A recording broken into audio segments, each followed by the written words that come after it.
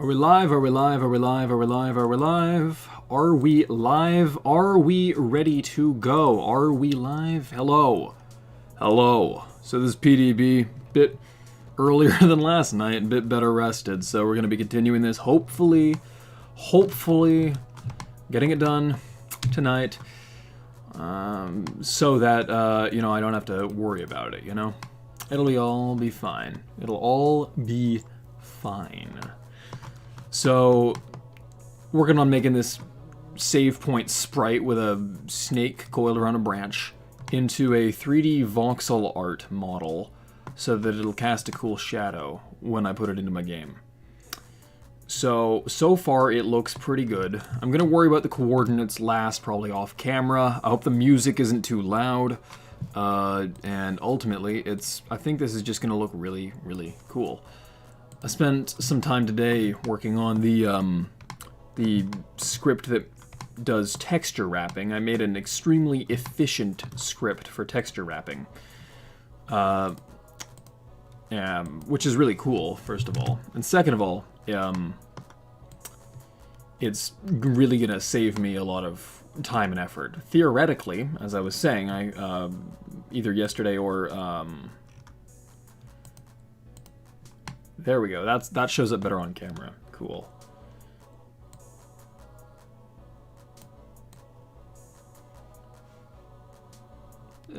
Sure. Yeah, it should be fine. It's not a big deal. As I was saying the other day, perhaps that was on camera, perhaps that was elsewhere. In theory, I could populate an entire city using nothing but a folder of texture files.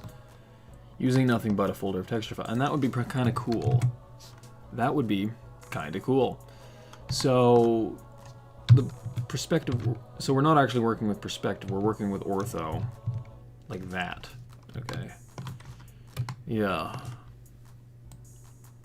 I think, ultimately, I just need to figure out how this is connected. Now there's... Let's see. There's one... Hold on. Turn off... no, snapping is off. Okay.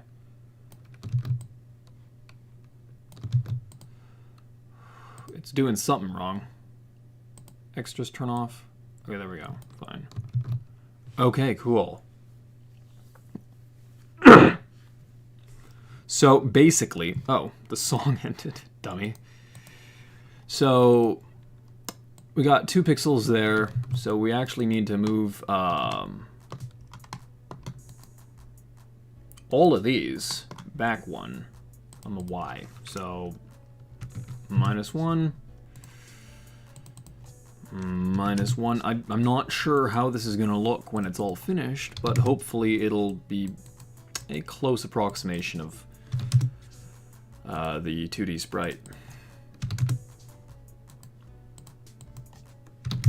One of the only sticking points here is that maybe Blender is not the perfect fit for voxel art, considering its coordinate system. If you do it on unit cubes like this, it ends up centering them on half units. So, you get what you pay for. So, 2.5, right? Go duplicate objects. Stretch it on Y2. 1, and on Y we send it back by 0.5. There we go. And then, you know what? I can parent these, right? So, parent, make parent, transform. Yes. Make parent, keep transform, make parent object. What's the difference between keeping transform and not keeping transform? I see. Okay. Make parent, keep transform, make parent, keep transform, make parent, keep transform, make parent, keep transform. Okay, all that's connected now. Make parent, and keep transform, and finally we keep transform and make parent in doing so. Okay, that's all one object now, and just for the halibut, let's go and make a new material. What is the hex value on this? Yeah, okay. So then we just go diffuse, and I mean, I'm not rendering it. It'd be kind of cool if I did, actually. So, but for the time being, we're gonna do just that. Intensity, specular, no specular. Ambient, that'll be fine. Can I select? Yeah, I can select multiple ones and add the material all the same. I could probably eventually change it to a tune material so the shading is flat. Yeah. Hi Logan, yeah, it's for the same game. So this is the save point for the game. Let me pull up the other sprites. This is under forgive me while my mind is pulled in a few directions at once. I'm gonna go ahead and sprites, tile sets, ion, yeah, here it is. So, the colors have changed a bit. Actually, I might change the, okay, so I gotta go ahead and say, okay. So,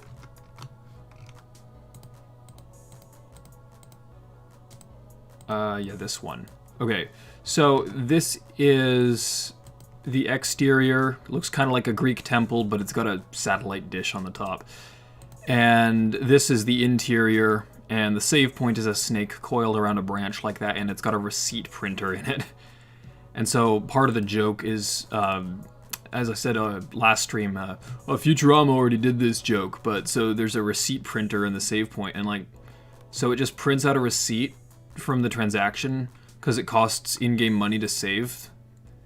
But like, why would you take your receipt? You just save and you go. And so I'm kind of, you know, I haven't exactly addressed the like in-universe lore for how a save point functions. I'd like to. Yeah, it is pretty funny. I'd like to figure out like a reasonable method for like how the save point actually functions in universe, because I like to have a narrative basis for all mechanics. And so you can see that the snake is actually plugged into the wall. It's an appliance. The snake is actually plugged into the wall. And I'm thinking it might have actually something to do with the shape of the branch itself, like the sort of forked Y shape. And so Ion here in Greek mythology is the god of eternal time, as opposed to like moment-to-moment time, which is Chronos. The color schemes have changed a bit too. I made the roof and the door orange, like a storage shed. So Neoginya, or Neoginya, Neojinya.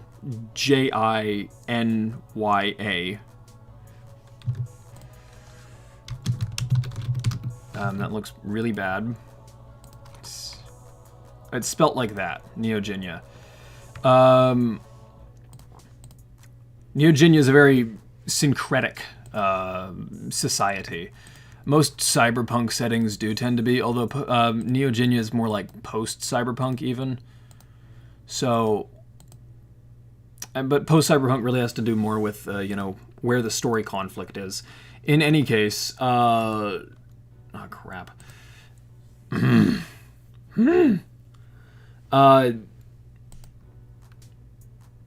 An in-game object design?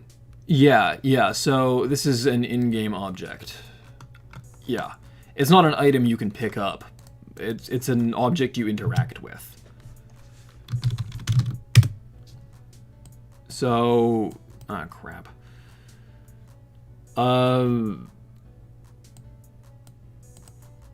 Let's see, there we go. So, essentially... was the snake? Yeah, it's the snake. So I'm adding the branch here. I've added the branch. I've added the desk here as well, and the little receipt printer. And oh, okay, that's a snake emoji. I thought it was a rubber duck. So this here is, how do we have it here? It is 4 pixels across. Let's do that. And hopefully, the game's actual screen is stretched during gameplay by a factor of root 2. So you can see here that when it looks normal like this, right? It's kind of squashed looking vertically, but that's because what I've got here is, let me go over to the drone camera. So that's the actual, that collider there interacts with the invisible collider that makes the roof hide when you're inside an area. So if you look here, we actually got a big stack of UI layers, and then we've got this pink bordered panel is a camera render texture. I can't for the life of me figure out how to send clicks through the render texture, which is, so it's some bullshit. But that probably just means I need to make the combat interface purely UI instead of relying upon clicking on objects in the game world. Maybe I would have a UI button hover over the player's head instead of just having like an object over the player's head that you click on. So less of a target and more of a menu. Even though it is real-time or semi-real-time combat. Combat slows down while you're fighting. Or while you're making a decision. Anyways, so it looks like this normally, but when you actually play the game, and this is, you know, oh, live stream footage. When you actually play the game, let's go. I'm concerned it might be a little bit slow because of the fact that I'm streaming at the same time.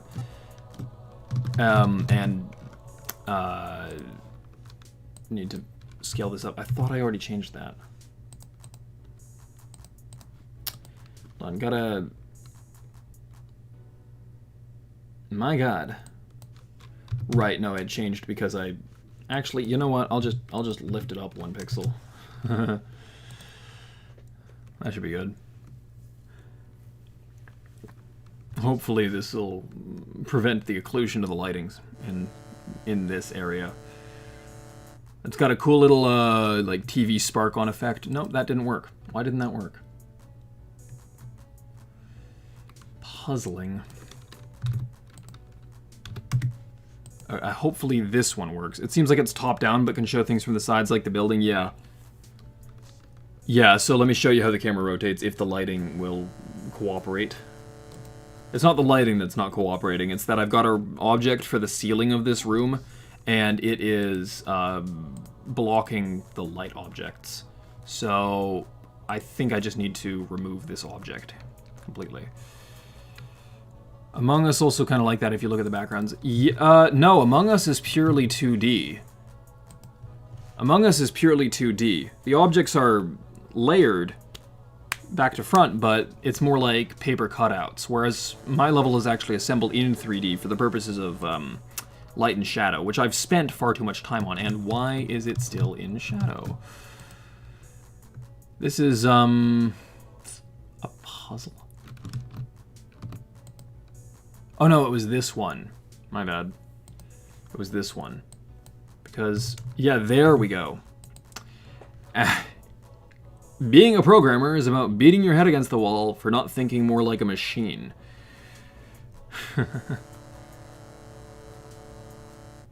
There are 3D elements, yeah. It's built like full 3D like papercraft. So as you can see, I can rotate the level like this. No, I actually have my computer speakers off, so the speakers aren't interfering with the so the speakers aren't feeding back into the microphone. As you can see, I've got a bunch of stuff here. Now, as I mentioned, like the diagonal movement is kind of cursed, so I'm using WASD. WASD is always relative to the camera, but when you're in a diagonal orientation, it stays in the last cardinal orientation. So if I've been facing west, this is facing west. If I've been facing west, and then I turn to northwest, the controls are still stuck in the western orientation. So, and so on. And what that means, and that just makes it really confusing for the player. You can see this internal wall has the light from the window on the wall outside that is invisible. So I need to make a wall panel here on the inside that lets the light from the window through. And so this will be like, so the main character is the youngest of 5 children, but you get to choose whether you play as a boy or a girl. For the purposes of testing, it loads in as the girl. He's got to pick one, you know?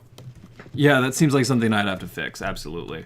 I want it to move, it always needs to be relative to the camera to be minimally confusing to the player.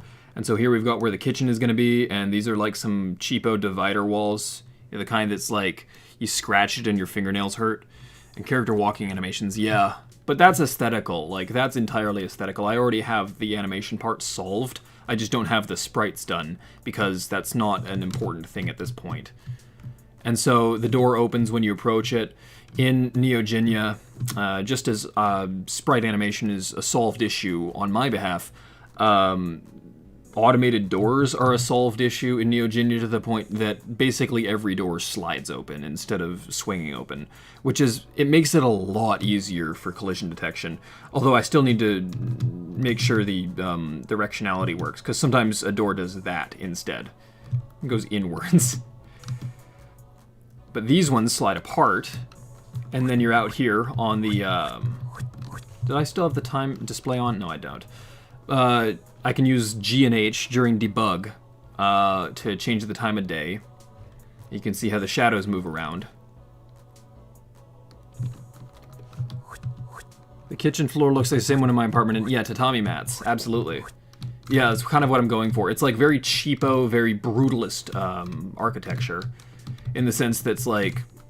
So one of the ideas I'm exploring with Neogenia, with this setting, with this story, is how could a cyberpunk setting be humanistic? And what I'm thinking is, you know how in Blade Runner or whatever, it was Los Angeles that was spared the devastation of the nuclear war or whatever. Shadows passing are a very nice touch. Actually, if I go towards noon, between 11:45 and 12:15, you can see that the camera is actually a drone following the player and lagging very slightly behind their motion. Health here, this is a save point. It works kind of like an easy pass toll gate, so it just automatically... I've been debating whether or not to have it actually charge the player, but I think it would be really freaking funny if you had to like pay money to heal and save, and it works just like an easy pass, because that makes sense in setting. It's like, oh, it's a radio signal that activates nanites that are already in your bloodstream or something. Anyways, Neogenia is sort of like a preservationist, or how would I say this? It is one of the last bastions of humanity, having been spared the devastation of the nuclear war of 2038. Which was, you know, a computer error in origin. Neogenia effectively serves as one of the last bastions of humanity, and therein it has to expand very quickly and focus intently on the preservation of human life, and this leads to a lot of bad and cursed situations. So it is a cyberpunk setting, but I'm wondering, like, could it be a cyberpunk setting originating from something other than just greed bad? So I'm thinking a lot about the narrative themes inherent to the setting. So over here, this is Bogdan's apartment, where he and I think like a few other people live.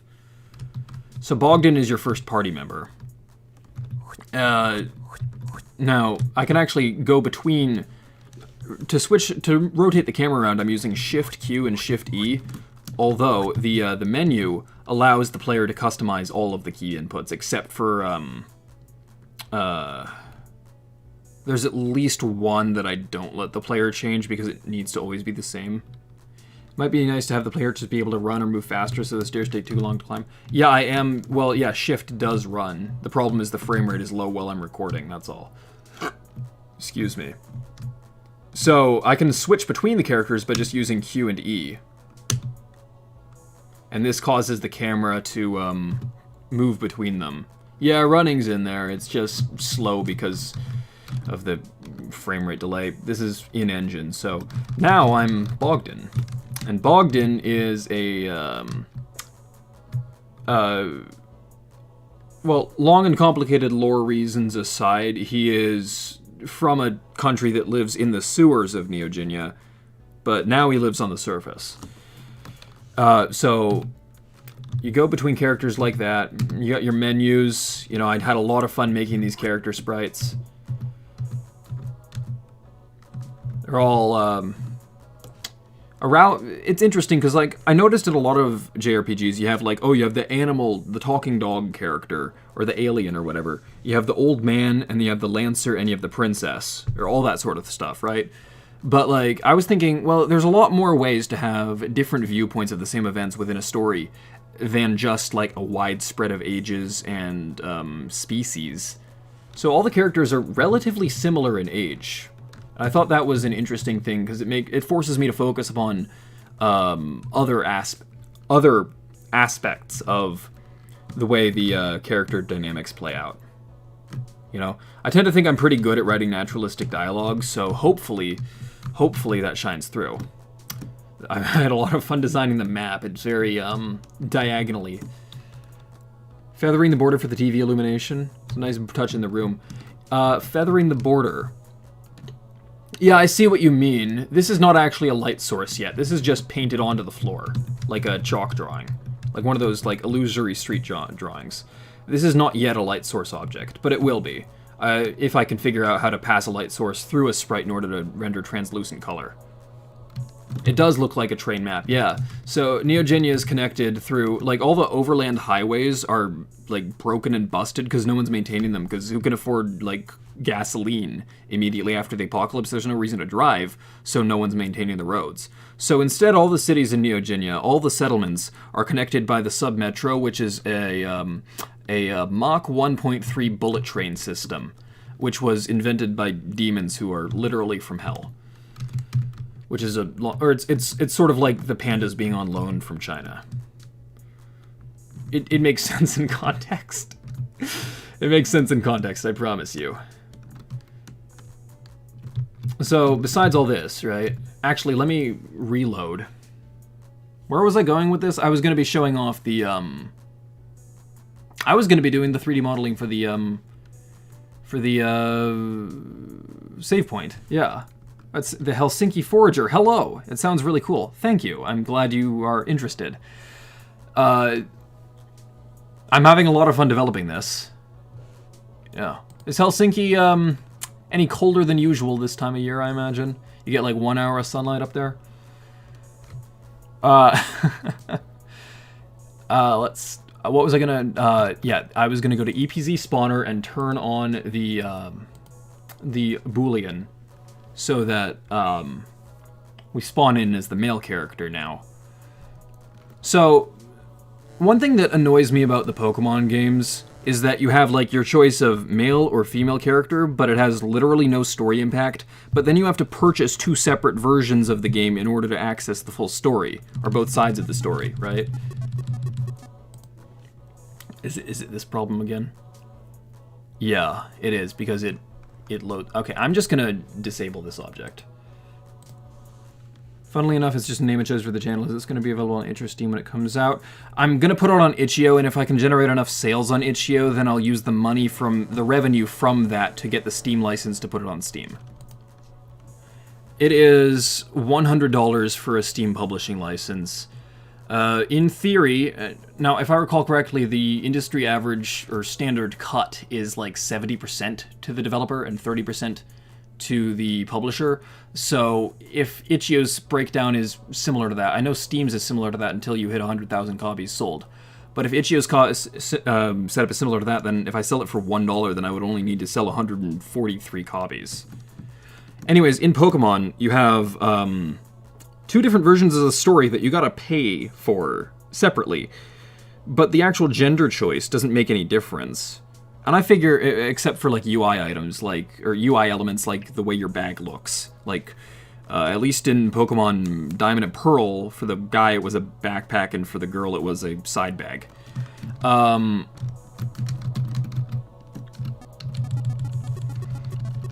So what I did is I sort of concatenated the choices, and so what I have here is not an RPG with multiple endings, but an RPG with multiple beginnings that converge to a single ending.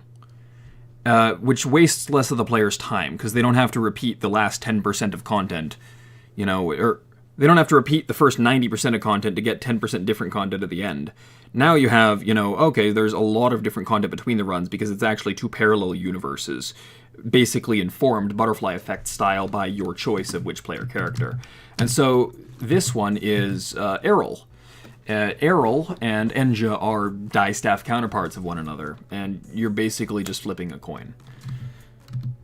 And there are some minor gameplay effects in which character you choose. So Errol here has math dyslexia, basically, which makes some of the puzzles in the game a lot harder. Some of the puzzles in the game just become basically, you know, mind-breaking if you're playing as Errol. It could vary depending on where you are. It could just be that, like, oh, more of the numbers are obscured or something, or there's more elements to work with or something. But the other flip side is he has barometric sensitivity, which means basically he's sensitive to air pressure changes, which makes him... he has a larger detection radius on bird-like enemies, basically. So I imagine there's going to be enough bird-like enemies to justify that being a benefit. Whereas Enja, on the other hand, she has... her hair gets frizzy in high humidity, which lets you detect water-based and slime-based enemies with a greater distance. But she's, you know, short and bad at climbing, so areas of rough terrain, you might have to take a longer route through instead of the shorter route that Errol would be able to get through more easily, since she has short legs. I just think it's a fun thing to do, and neither of them is distinctly something to do with, yeah, exactly, same challenges, different conditions, multiple routes, but ultimately the narrative converges on a single point. I like the idea, though, of there being separate set pieces within the two routes that are completely removed from the other one. So, like, there's an entire scene in one route that is not present at all in the other route. That sort of thing. It's kind of like also a similar thing where I think it's a missed opportunity in the Assassin's Creed games, because, like, you could have very different kinds of stealth if you had, you know, female assassins who were actually, like, expected to conform to the social norms of women for their age. It's not to say that, oh, those are good or bad, it's just how things are in history. But it's like, you could have some very different and interesting stealth gameplay, for example, and it feels like a missed opportunity. Anyways, where was I going with this?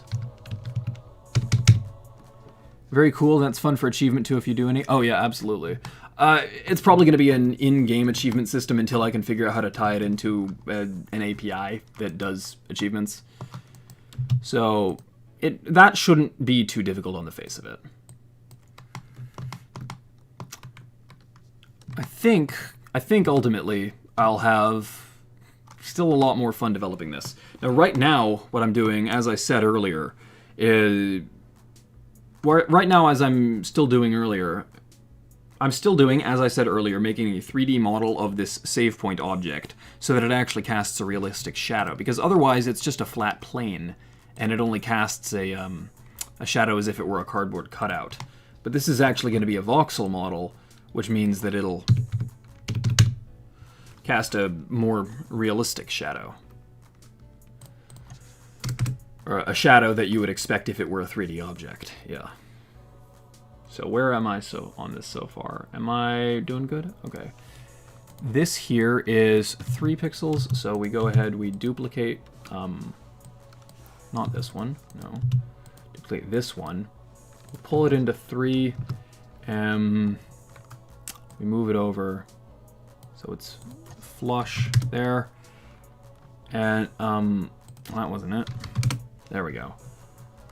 Is that correct? That looks... that... eh.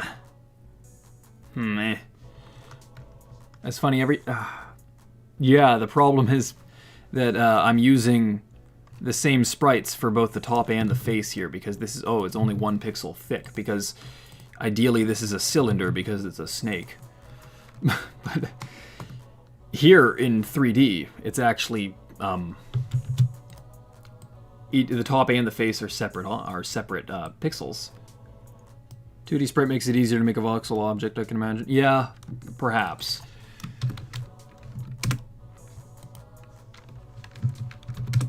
Perhaps. If I could go into material mode. No, that... Oh, I don't have a light. Let's see. Where do I want to put a light so that this is effective? Let's put a light right here.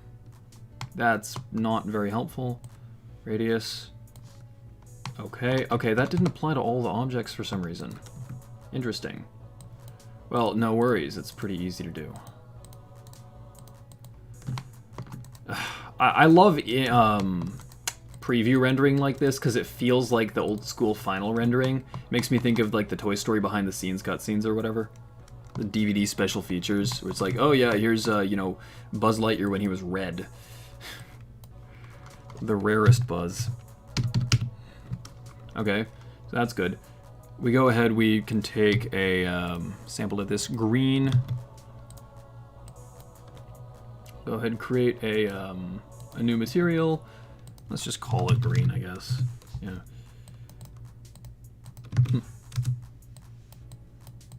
Yep. None of that.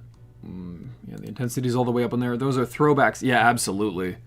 I love render core stuff. I love, like, archaic rendering. I just love anachronistic technology. Like, if I had to pick one aesthetic, yeah, it's, you know, biochemical realism, but, technological anachronism. Like, I read this book, and I have it up here on my favorites shelf. It's The Earth Gods Are Coming by Kenneth Bulmer. By Kenneth Bulmer, I believe. And so, this book was written in 1960. The spaceships in this setting basically work like cars. They're faster than light spaceships. But the thing that slays me about it is, so these spaceships are basically like cars. They don't really go into the mechanics of how they work, because it's just assumed. But these things can travel many thousands of times the speed of light, going between planets in a matter of hours. The thing that gets me is that in order to take images of the planet that they are currently orbiting, they have to use film cameras and develop the film in a dark room aboard the ship. Which is brilliant, because it's like, it's spaceships before computers. So of course they would. It just boggles the mind. It's so good. I mean, like, what's next? A microfiche reader? And actually, like, yeah, a microfiche reader might make sense in certain contexts. I mean, they're very hardy against radiation. You might very well want to have, you know, microfiche reading capabilities on a spaceship. Yeah, it is crazy. It's really strange. I mean, a lot of sci-fi back then was written by people who had gotten out of World War II. Some of the old sci-fi, yeah, absolutely. The thing that, like, I don't like is how drastically science fiction changed after the Mariner missions, specifically with regards to fiction about Venus. So, prior to the Mariner missions, which visited Venus and found out that it's a rotten egg hellscape, Venus in science fiction was basically the Amazon jungle, but with, you know, Amazon warrior tribes and dinosaurs, and it was kind of similar to your classic Hollow Earth fantasy settings. And then after the Mariner mission's imagery comes back, and, you know, oh, the spacecraft melts into a pile of molten slag by the pressure and temperature at the surface of the planet, the images come back, and overnight the landscape of Venusian fiction changes so that no one is writing fiction like that anymore. Which is lame, because it's like, well, it's called fiction for a reason, you know? It annoys me, because it's like, well, you could be writing interesting stuff, but oh, now you have to pay attention to, realism. Yeah, we get it's science fiction, but does it really need to be state-of-the-art if it comes at the cost of the story? Oh, thanks. I moved my keyboard a little bit away from the microphone. Maybe I'll turn down the gain on my mic a little bit. It's lame, but I mean, like, I understand why people do it because, you know, Lord knows I'm interested in, you know, obsessive realism in my fictions. It's like, yeah, I understand it. It doesn't mean it has to be good, but I understand why people would be interested in staying on top of the state of the art instead of just, you know, oh, we have, you know, our classics like Little Green Men. I mean, my idea of realism is still a little bit comical because, oh, my fictional setting has krakens and basilisks and robots and dryads and faster than light travel, and elves and Neanderthals are living contemporaneously. And it's like, I mean, it's not a kitchen sink though. I don't have centaurs. And I won't add centaurs because they don't make sense. But like my Martians, okay, they're not humanoid. They're based on the body plan of the Mars rover. Actually, can I briefly pull up this image of the Martian that I have? Is it going to be Martian PNG? No. Fantasy and sci-fi often get attacked for being irresponsibly escapist. Oh yeah, they're emulations of the same issues in Exotic Nukon. Yeah, that's fair. Yeah, I don't mind escapism. And I'm irresponsibly escapist? That's an interesting way to say it. I don't know. I don't know if I'd fully agree with that, but insofar as sci-fi is not really that different from literary fiction, sure. Sure, it addresses a lot of the same contemporary themes and worries that humanity has always had. I mean, 5,000 years ago, Gilgamesh was worrying about, you know, like, what happens after we die? And that's a big deal. Here, this is my Martian. I really liked drawing this. So the idea is that its body plan is inspired by the Mars rover. Because I was thinking, well, wouldn't it be a funny idea for a cartoon if you had like a Pepe Le Pew style comedy skit, Looney Tunes style thing, where this Mars rover arrives on Mars, and the native Martians resemble an organic version of the Mars rover, and one of them like falls in love with the Mars rover. It's it's the shiny robot from the Double Planet. So if you can see here, like this is the Mars rover, right? So 6 wheels. The latter 2 are joined together at a knee, so to speak, and you got big binocular ET eyes on a long periscope neck. I actually didn't have this thing in here, but you got long, broad beetle wings and little claws in the front. The Mars rover only has 1 of them, right? So, but this one has 2, obviously, for bilateral symmetry. So it's like a hexapodal octopod, and so it's got these big like wings. It doesn't actually fly because it weighs like 400 pounds, but it uses these to heat up in the sun, like a Dimetrodon sail. Yeah, it is adorable. It's got this like big earthworm annelid like neck girdle thing. It's probably a sensory organ or something. It matches that thing there. So hopefully, like in the event that I ever get around to like rigging it and animating it, I can see where that the bar beneath the rover. Yeah, exactly. The bar beneath the rover's eyes. Yeah, it's just enough. You know, it doesn't need to mirror every single feature, but it's kind of funny. I'm really happy with the way that turned out anyway. Martians are actually descended from a common ancestor with humans. So the did I say it was Eridania Basin? So essentially, Martians are Canadians. There was a tektite ejected by the Sudbury Basin impact event like 2 billion years ago, and it had microbes on it from Earth, and they made splashdown in the Martian Ocean, and it became life that survived. So essentially, Martians and humans are very distant cousins. I think that's kind of cool, because no one ever does it like that. It's always like, oh, they're either completely separate in origin, or it's like, oh, Martians are just humans who have colonized it in very modern times, or occasionally it'll just be like completely unexplained. Oh, they're humanoid, but no reason why. I figured it's more interesting if you have that kind of cross contact, because certainly Martian meteorites have made it to Earth. Now, how do I want to do this snakehead?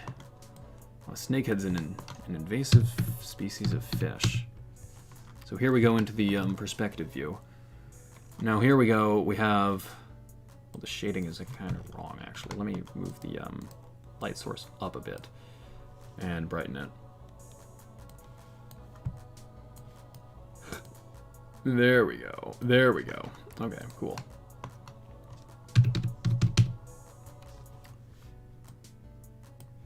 Some kind of logic or sensible link, it makes it feel... Yeah, exactly. I really enjoy when things make sense. Like, especially... Oh, you get up from the fridge to get a snack.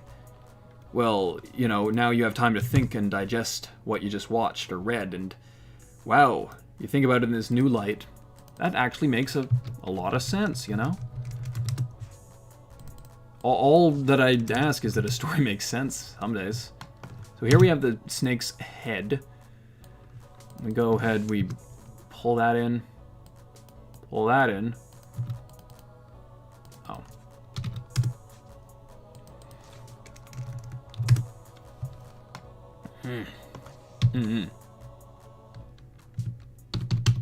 Yeah. Does that look good so far? The branch doesn't look tall enough now, which is funny. Yeah, huh. Interesting. Could I move this upwards, maybe? Just a little bit. 2, maybe? Yeah, okay. Okay. And then we move this one up 2. This one up 2.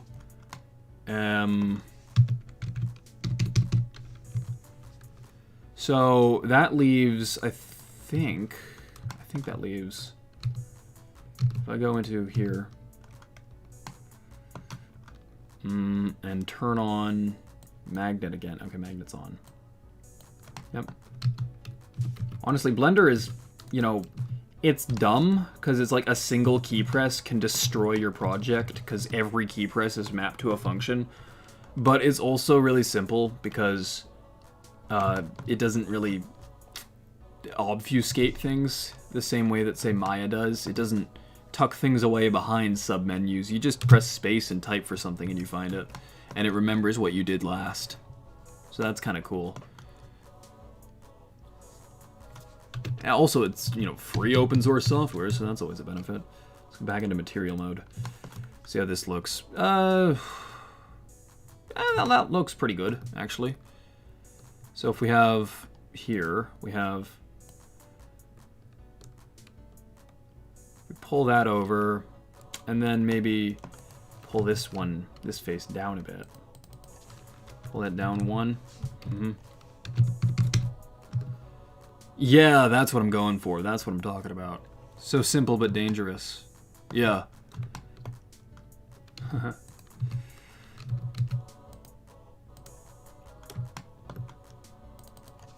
Actually, when I'm watching you stream, Logan, it's like, oh, how does he not remember what I was just talking about 30 seconds ago that I'm commenting on now? But now I'm on the other side of that equation, so no harm, no foul. Huh? So then we have this here. We're going to go, this is going to be 3, maybe? 3, there, yeah. You get in the zone, auto zone, when you're streaming.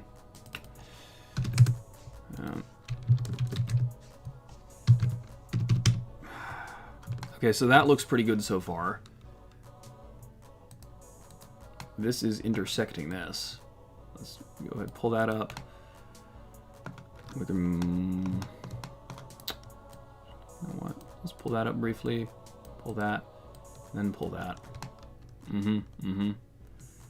And then we can go ahead and, I think, instead of this, we can just do duplicate object, pull that up, pull that like that. Is that a pure diagonal? Yeah, it looks like it. Yeah, there we go. I always like to make sure that the people who are actually watching the stream can actually see what's going on. So just let me know if things are like too dark or, you know, too low contrast. Furthest run for the Coinstar was zoning. Yeah, I should have kept my conversation a little simpler. You know, ganbare, ganbate, ikuzo.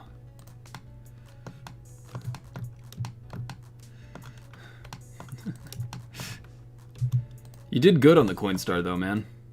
Yeah, it wasn't bad at all. Wasn't bad at all. I've actually never played Super Mario 64. I wouldn't know the first thing about it. I do like when chat is lively. Like, not belligerent, but lively is good. Yeah. So how do I want to do this? I think what I want to do here is... So it comes up like... Oh, hold on. Yeah, I gotta pull this one down too. Oh, that far, huh? -2? There we go. That looks really good now. Yeah. Okay. Okay, it's starting to take shape. That's cool.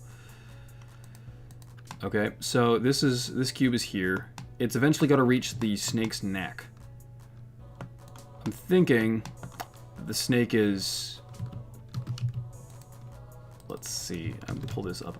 1. No, it didn't like that. Oh, it's in local coordinates. There we go. So it's eventually got to reach the snake's neck here. Mario's momentum, yeah. I imagine so. Because, like, once you start a jump, you can't exactly change its direction. Unlike some Mario games, huh? As far as my understanding of it goes, anyway. So do I want to pull up the snake neck? 2? Yeah. Add one there. See, that looks pretty good, I think. That... Actually, I'm not sure. Because there ought to be continuity here.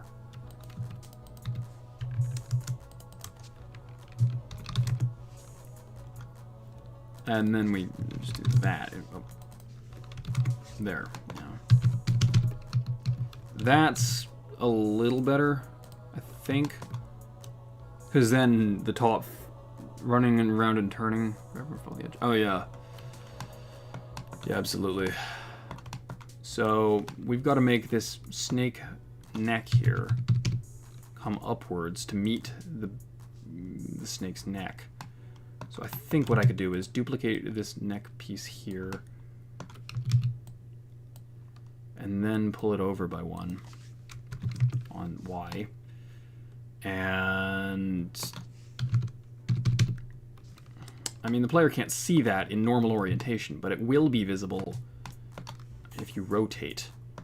And I think it makes sense if the snake's neck actually pulls, because the snake in this context, a snake is just like a draped cable, basically. It's a catenary curve. So pull that up. Yeah, so that still fills in how it should, and I think that's correct. Yeah. And let's add another light source to the material mode. Yeah, let's see. Does that look reasonable? I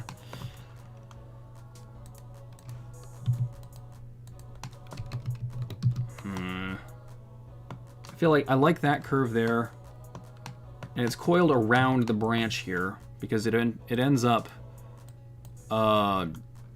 becoming a an extension cord over there, which I might as well model, like, for what it's worth. Where did I put the piece for its cord? Yeah, okay. So yeah. There's supposed to be a gap between the snake and the branch before the head? Before the head?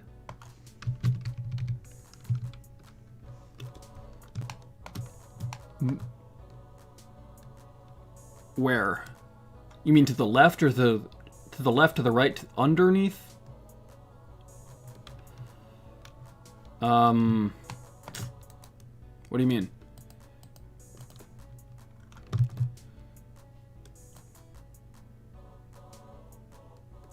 Just hard to tell from the pixel art. A gap between the snake and the branch before the head. Right and under, but I don't see it anymore. Right, yeah, so... See, the thing is that in this orientation, this is the closest to accurate, but you can see that the pixels, quote-unquote, are not actually square. So, what this ends up being, if I recall correctly, this square here, if you view it as a flat rectangle, it's actually got a ratio of 1 to 1 over the square root of 2. So we would multiply the entire screen vertically. It's drawn to a texture that is then stretched out by the square root of 2, so that these pixels become square instead of rectangular. So, what are they doing? So we have this one here. Yep. It's joined up there, like that. Okay. Yeah. So now here we go. Turn off this branch here. Yeah, okay, so it's connected like that. We can pull over this. Give it another 16. There we go. All right. And this is just going to be hanging down directly behind it, like hard against the edge there. So now what we need to do is duplicate, pull this down, and it's going to be further back, I guess.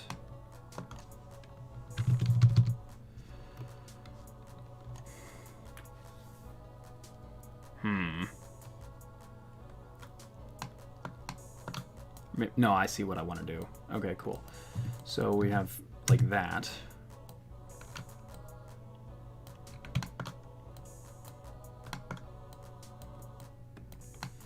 Okay. Right. So that's actually hidden from view in this orientation. And we can go here, and it's going to be a little bit different than how it was, but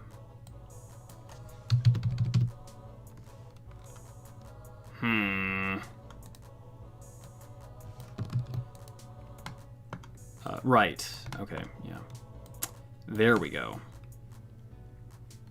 Okay. And now we can do this part, which, since I'm going to be doing it on the back, I might as well just reverse the entire thing.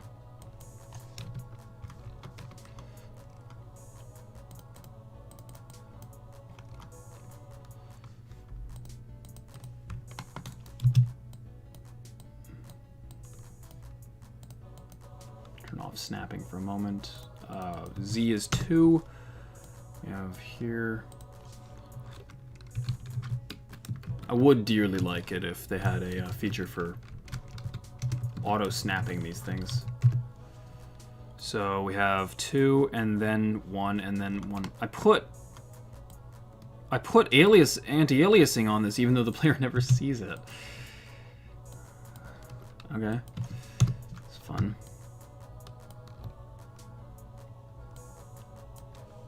I think I messed with something with the settings, because normally there should be some key command that allows you to hold down, I think, Control or Alt or Shift, and then it snaps to units. But right now it's snapping to where the mouse cursor is pointing, or it snaps against whatever surface that is. So I gotta figure that out. Strange. Okay, duplicate, and we go, we can probably just manipulate on this axis alone now. So, -1, no, +2, -1, there we go.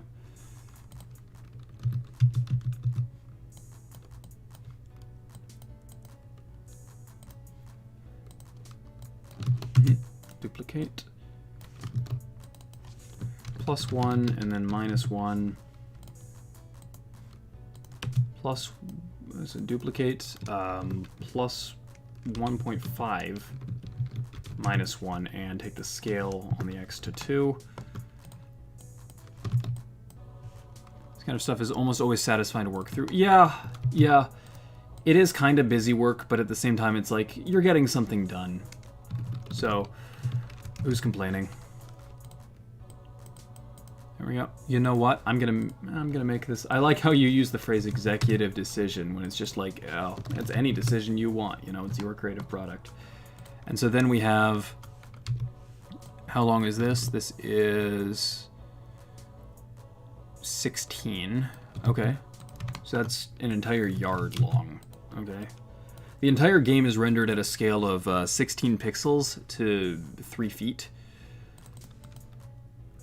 because that means I can have, you know, oh, one sidewalk tile is one sidewalk tile is one sprite tile, and it also means that I can fit all the characters into 2 tiles tall, because it's only very rarely that a character is taller than 6 feet.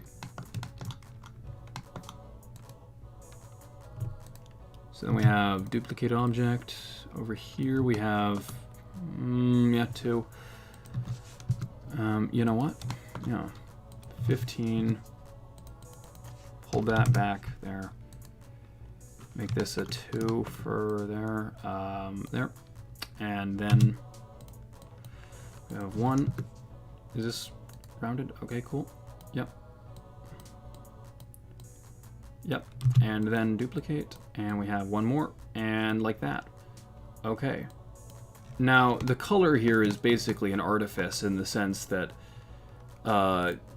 when I actually put this in, it's going to be...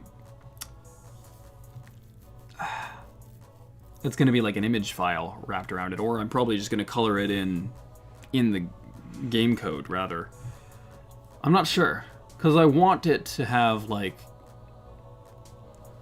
I want it to have normal map effects, but this is at a scale of 1 unit to 1 pixel, so I might as well just recolor the individual pixels with the normal value. Well, no, because the normal map values are... Okay, so it's just going to be a really weird normal map, that's all. Gray. And then we can just, I guess, pull in this value.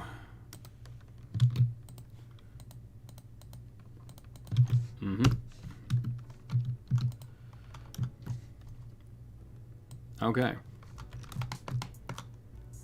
Material. Okay, that all looks good. Let's go ahead and make a yellow material. A yellow. And we're gonna pull in this value here.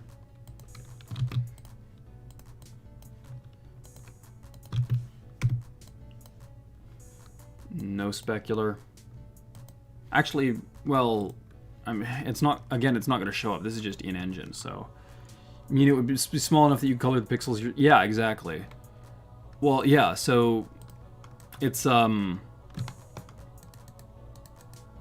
scale works out such that if I add a normal map to this, it's not going to be adding sub-detail within the mesh. It's going to be per pixel, where each unit is 1 pixel, so... I don't know if this stands out enough, but... I guess it's supposed to be subtle. It's just like, if this were like a real life-sized desk, and it's 30 pixels across, so that's 30 divided by 16 times 3, so that's like 5.5 feet across. If this were a real 5.5 foot wide desk, you'd think there would be like surface imperfections and stuff, but since it's in pixel art, at that scale, it would be only... The limit of resolution is 2.5 inches, or 2.25 inches. So when I make a normal map for this, and I do have a normal map for the sprite, but since this is a 3D object, the normal mapping actually doesn't... The normal mapping is per surface then instead. Oh, and it's got these little side details too, so I might as well just color it in per pixel. Yeah, interesting. We have, is this the same gray as this other? No, that's okay. Well, I can probably just do these ones with the pre-existing gray. I wish it would let me assign a material to more than one at once. All the way down. And then we have, wow, okay, it didn't actually accept that. Is there more than one object here? There is. Delete, yes. Thank you. That was the issue. And then we have beige, and so this is going to be this thing. Coloring in per... Yeah. Yeah, per pixel, yeah. But it, well, per voxel anyway. But it's just that, like, since I'm working in a 3D engine here, you'd think, oh, I can do that here, but I would have to do all that effort again anyway in Unity, so I think that's complete. Now, if I just want to add, like, a really simple floor, object. Let's see, add a plane, make it 0, and dimensions are going to be 48, 48. Yep. We add an material, white, 0 specular, intensity, add in a new texture, image or movie. Can I just drag it in? I don't work with Blender enough for this. Texture, where do I put it in?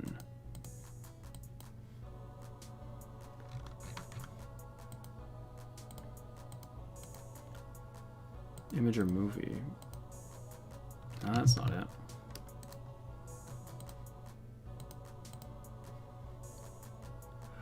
Image, open, there we go.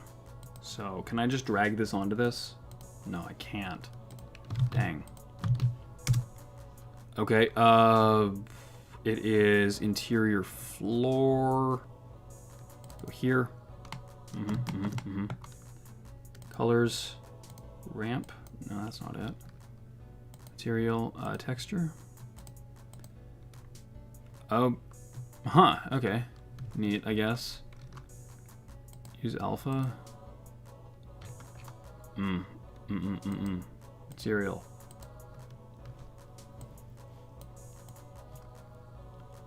That's not correct.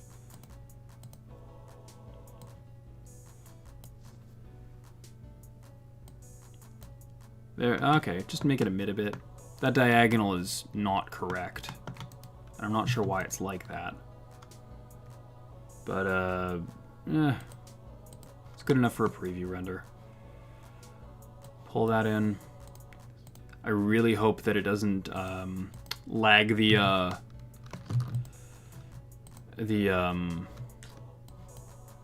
screen capture when I do this.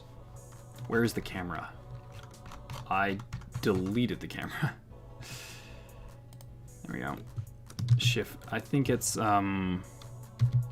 Yeah, that's it.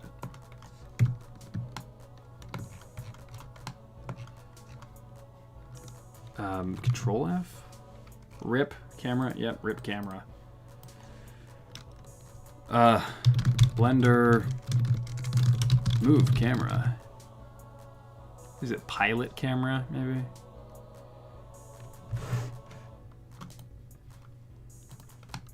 No.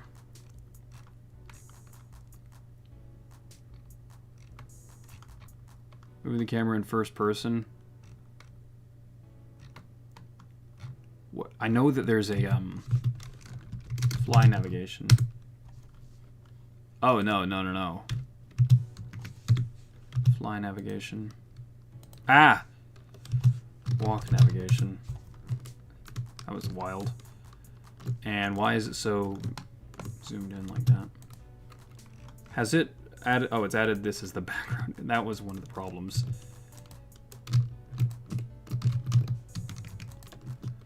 Walk navigation. I know that there's a...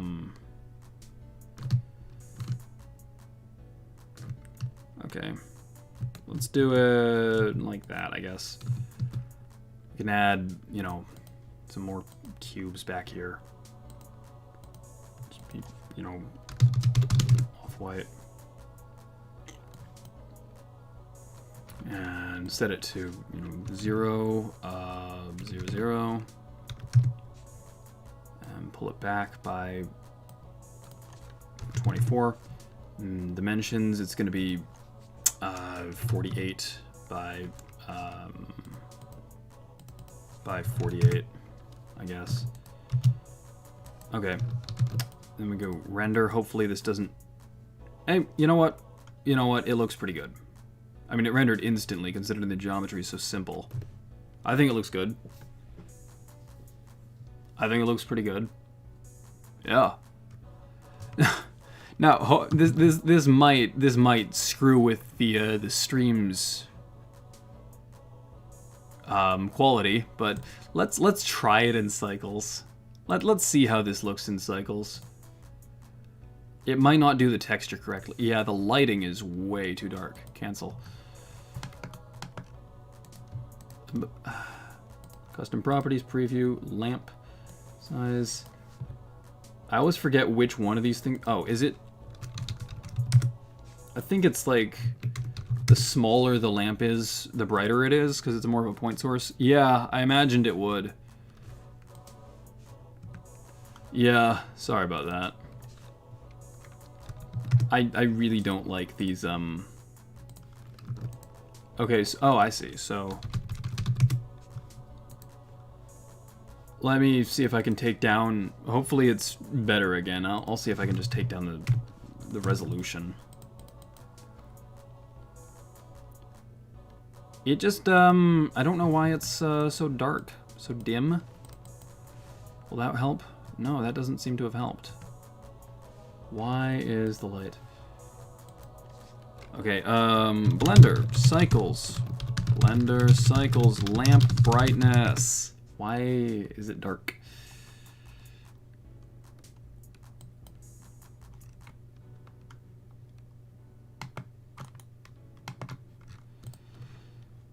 As always, yeah.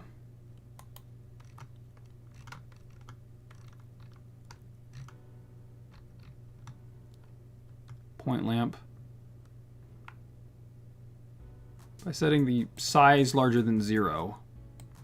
Okay, my YouTube interface is telling me that there's not enough video to maintain smooth streaming, but I mean, okay.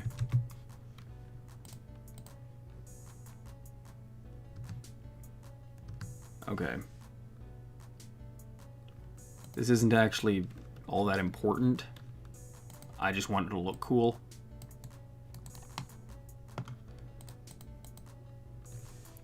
Okay, that's better. That looks okay. Yeah, that's cool. Gosh, that's sneaking up on you in a dark alleyway. You're gonna save your game. Alright, cool. The tricky thing about streaming intensive software... Yeah, exactly. Yeah. There's gotta be ways around it. I wonder if... There's gotta be ways around it. Save that game, haha. Yeah, exactly. Exactly. Yeah, okay, cool. So, now, save this, and then save as. I'm gonna save a copy.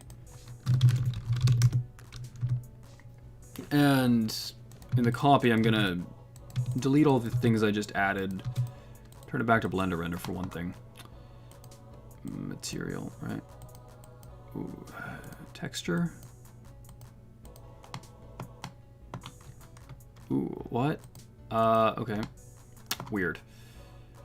So, material. Oh, because there's no lights now. Right. Okay, so ultimately this just needs to be... Something needs to be done to this in order to make it able to be imported to the game. But I'm gonna leave that for off stream because it seems like it'll be a hassle. So, hey, thanks for tuning in, Logan, and Helsinki Forager as well, who was in here earlier.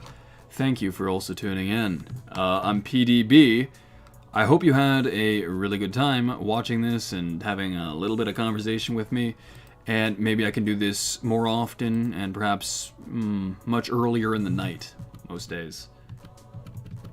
Yeah. Alright. Thanks. I hope the music wasn't too loud. I actually composed this track myself, so hopefully it was some gentle accompaniment. And I don't actually know how loud it is relative to my voice, but yeah, have a good night. Stay safe, stay warm in this cold and dark winter, and eat well and be happy. Alright.